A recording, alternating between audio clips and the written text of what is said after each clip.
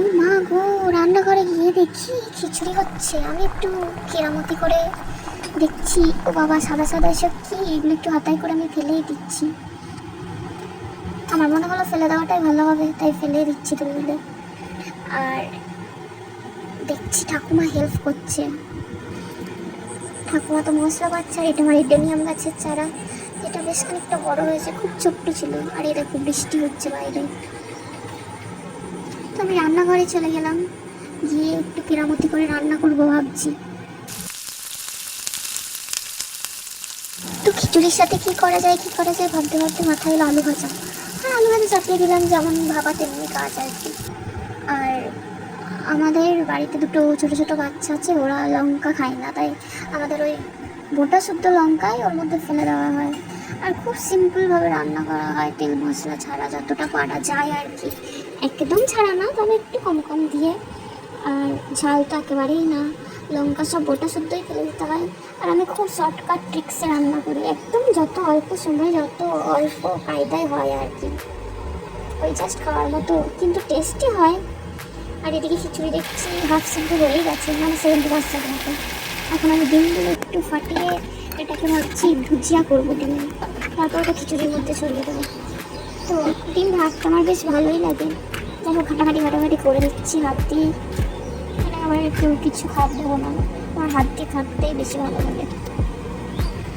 এবার তেলের মধ্যে দিয়ে দিলাম ডিমটা। এরপর তো নেড়ে ছেড়ে ভুজিয়া বানিয়ে নিচ্ছি এটাকে।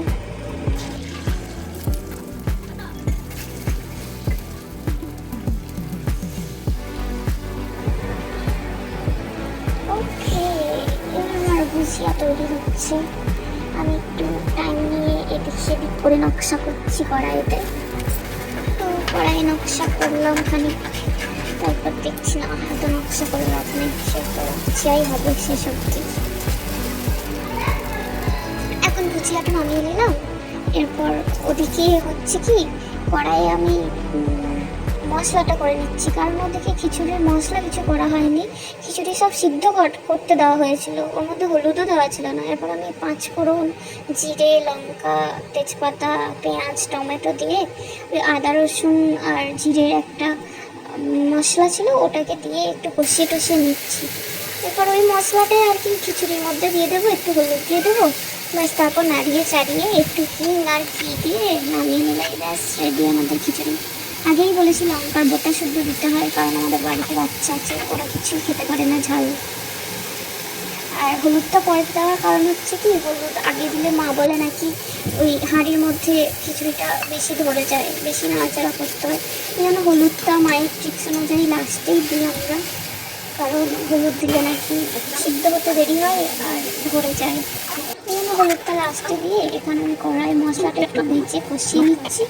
কষিয়ে নেওয়া হয়ে গেলেই ওটা হাঁড়ির মধ্যে ঢেলে দেবো, ব্যাস ঢেলে দিলাম। আর খিচুড়ির সব ট্রিক্স একদম রেডি হয়ে গেল।